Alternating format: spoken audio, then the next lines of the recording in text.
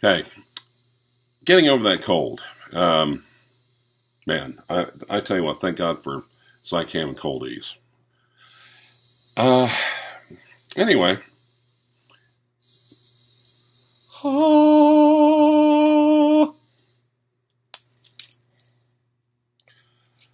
Rolex 1530. Not the rare bird, the rarer bird. Now,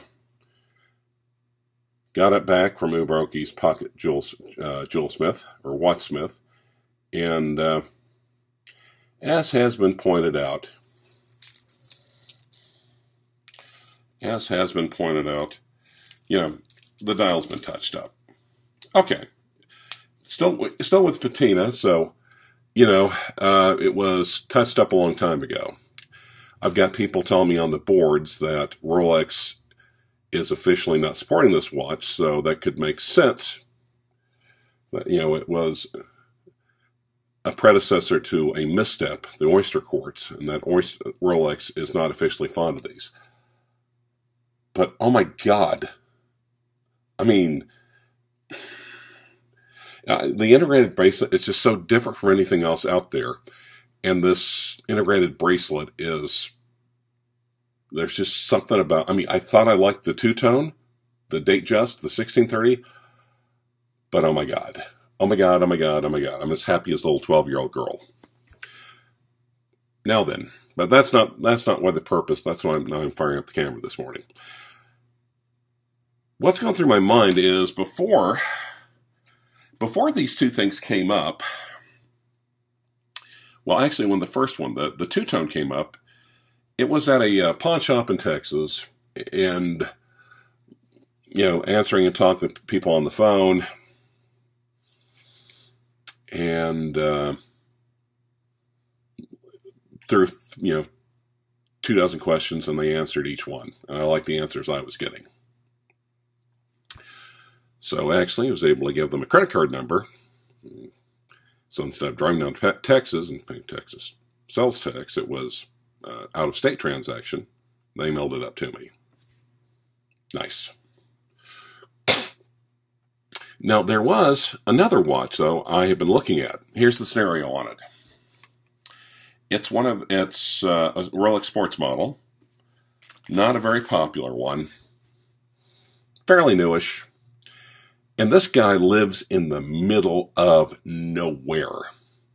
I mean, oh my God, I thought I lived in the sticks. And one of the things he was asking is just like, you know, I could either we could either both drive 3 hours, or, you know, or you can PayPal me.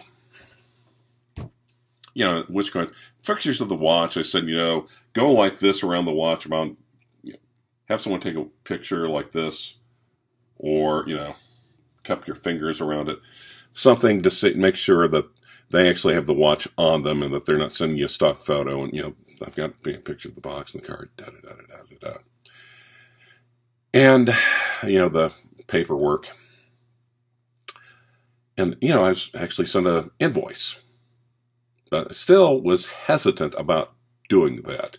And the thing is, if you've dealt with PayPal, I mean, with Craigslist in a while, one of the things you've always heard is PayPal is for scammers. You know, PayPal is so buyer-friendly that basically a bunch of these scammers and everything else have figured out that, you know, they can get something that can make up a bogus dispute. That way, take your watch and get your money back, get their money back from from PayPal. So whenever I am in a PayPal transaction, you know, I post something. When someone says, well, you know, they try to scam, they try to put all these terms in. One of the most inventive ones is, I'm buying this for my son who's up serving his country over, you know, military. So you want to fly the flag. Scamming, you know. So I've always viewed PayPal on Craigslist as one half step above, I'm a Nigerian prince, or I'm a Zimbabwe finance director.